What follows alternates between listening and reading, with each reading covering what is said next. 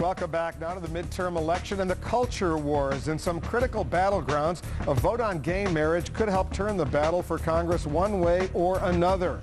Our congressional correspondent Dana Bash has more on this issue and how it's playing in Indiana. Dana?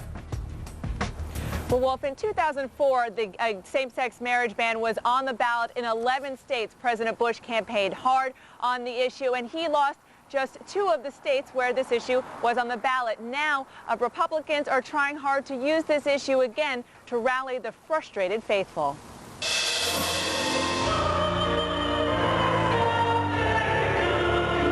Re-elect him, and Republican John Hostetler says he'll protect Indiana voters from threats to their values, what he calls a homosexual agenda. What's the homosexual agenda? Well, the homosexual agenda is expanding, for example, so-called expanding discrimination to another area of, in my opinion, of chosen behavior. His radio ad is less subtle. Speaker Pelosi will then put in motion her radical plan to advance the homosexual agenda, led by Barney Frank, reprimanded by the House after paying for sex with a man who ran a gay brothel out of Congressman Frank's home.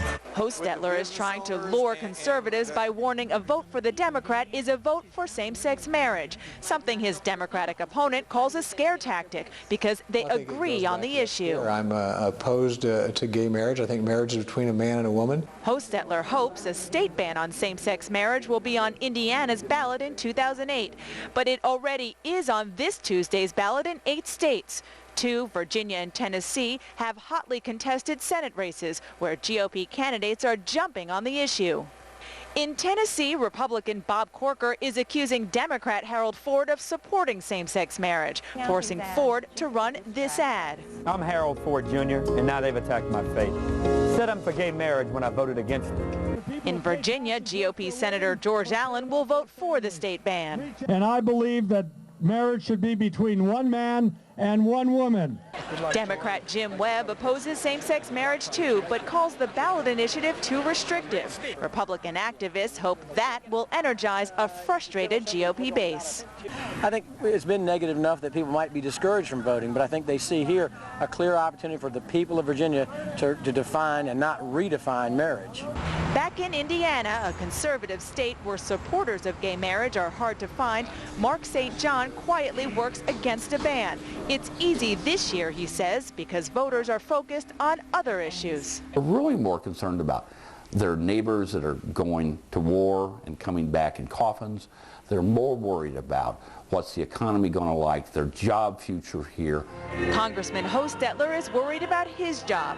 Behind in the polls, he says convincing so-called values voters to vote Republican is how to win.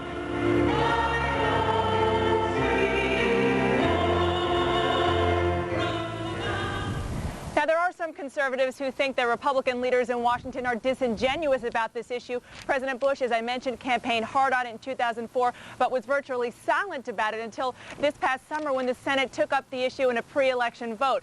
But, Wolf, if this issue does rally enough conservatives in tight places like here in Indiana, that's all that could make the difference potentially in these very tight races, Wolf. And people will closely be watching if this issue has a big impact on the races, as you point out, in Tennessee and Virginia, especially very close Senate races in those 2 states. Dana, thanks very much. Dana Bash reporting.